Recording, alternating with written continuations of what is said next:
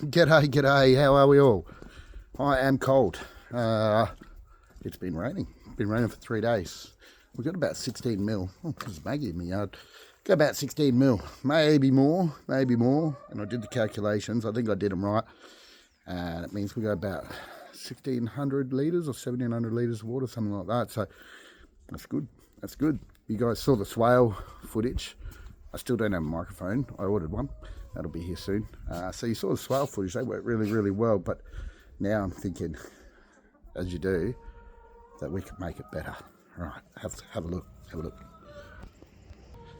there's not much going on here today, especially now that this is all planted out. I've actually got 12 fruit trees in here, not 11 like I said the other day. So this is the bottom swale. Now what I'm thinking is I direct that swale into that garden bed.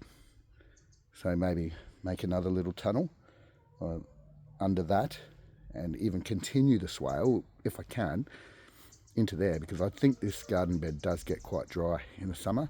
So it'd be nice to have a bit of reserve under there. And if I can get that for free, way gooder. So what's been on my mind is fencing. This emu wire is quite expensive. And look, we could afford it, and it's something that I will look at every day, so I'm pretty keen to get it right. But I'm also a permaculture tight ass. Part of being in permaculture, I think, is having a bit of tight assedness about you and basically wanting stuff for free rather than paying for stuff, or paying too much for stuff. And I like using secondhand stuff, so it's got to go from there all the way down there. And what I'm thinking is big thick wooden posts, think like horse posts, gate there, and then I'll just put some old wire, I'm not even sure what you call it, just thick square wire on there, and that'll rust. And I said to Leah, maybe you can do some art and things and just hang it on the fence. So that will save me some money. If I lived in Victoria, I could get emu wire cheap and secondhand today. So if anybody lives in Geelong, let me know. It's almost worth driving down there, to be honest. A couple $100 worth of fuel, save about 400, but puts wear on the ute. So it's about 800 kilometres away, Geelong, just down the road really. Everything is going well. The brosser is getting very green. Well, not very green, but it will be shortly. You'll see. I'll show you later on in the week. Swales worked really well. You got to think that's pushing water down into the cracks in the rocks, creating a little aquifer. And nothing's died. Even the marigolds haven't died. This Tulsi basil, look, it's middle of winter. It's getting to 0 degrees here, and it's growing still growing. And dogs like to pee on this, I've found. My dog pees on it, tries to, and Smushy's dog peed on it. So yeah, probably one of those things like lavender. Never pick the bottom leaves. Always pick the leaves from the top, because you never know which puppy's been around. All the leaves are falling off everything, which is great. They're still growing, but they're growing underground. Sometimes it's hard to sort of fathom, really, isn't it? I've got to dig another little swale here, but I'm thinking I'm going to try and bring it along the front where that blue metal is, just to keep the water higher up, and then it can soak down into the hill. So definitely need some swale constructing happening. It's too late, it's too cold, it's too wet today, but maybe tomorrow. We had a problem a bit because it was running into here and it was overflowing and it was going down there and into the grate. But the problem is it's a big surface area here and it all runs down there, which is the pathway to my house. And then we get a big puddle down there. So that's going to have to be rectified. And I found the leaks in the veranda roof. So that was cool. But I tell you what was nice. I really have worked out how to use the fire inside. I've never had a fire inside. I'm from Darwin. You do not need fire. Even on parties, they don't have fire. It's too hot. So to have that, it's a bit surreal for me. I never thought I'd own a fireplace. So, hey, one last thing I want to talk about, then I'll leave you alone.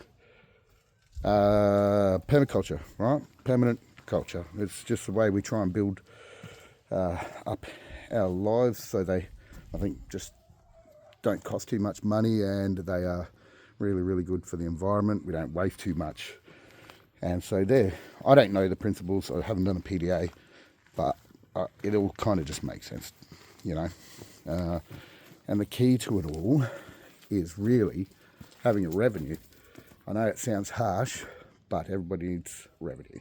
Everybody needs to live.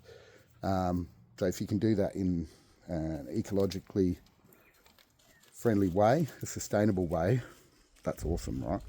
That's what we're trying to do. So that's why I'm not buying the emu fencing. I want to go second hand.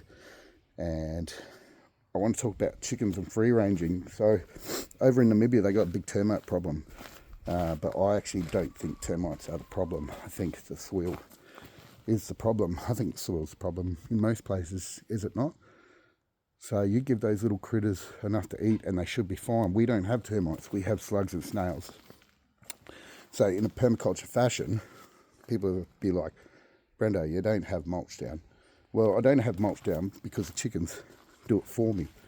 So in a type of gardening environment or backyard like I've got, a bit messy, call it what you want, guerrilla gardening, Yannicky gardening, forgot what I plant gardening, then if you're going to free range chickens, you're going to have problems. It's just the way it is. They poop everywhere, they mess everywhere, but the positives they provide and the entertainment they provide, actually, yeah, they're worth their weight in gold. So you've got to think eggs, you've got to think manure. Now, you can't avoid that. That's just the way it is. Free ranging chickens will cause you problems. God knows my dogs caused me enough problems with the chickens. So you're just going to have to deal with it, you know. And there's lots of things with this type of gardening that you're going to have to deal with. It's not always pretty. It's not always finished. It's not always tidy. My backyard looks like a construction site. But you just got to go with the flow, you know. And that's what permaculture is. You use what you have and you make the most with it. And then some people, I guess, share it with their community. And that's what I'd like to do, obviously. But first we have to see whether we can actually grow enough for ourselves. And it all starts from the soil. If we don't have good soil, we won't produce good crops. No one will want to buy our stuff, right? And while that might not be the end game for this place, certainly having that revenue stream at the start and building that reputation with good produce, good flavours, organic principles, and a good reputation is super duper important, especially in a small community like this. So we've got to take it all into account. We've got to try and keep everybody happy, and at the same time follow principles that we've set, well, I've set for myself. I'm talking about myself here, because sometimes I get a little bit off track. So I've just got to stay on track, got to keep going with the permaculture, and got to keep working. So not sure what that was, but look, guys, I hope you had a lekker day.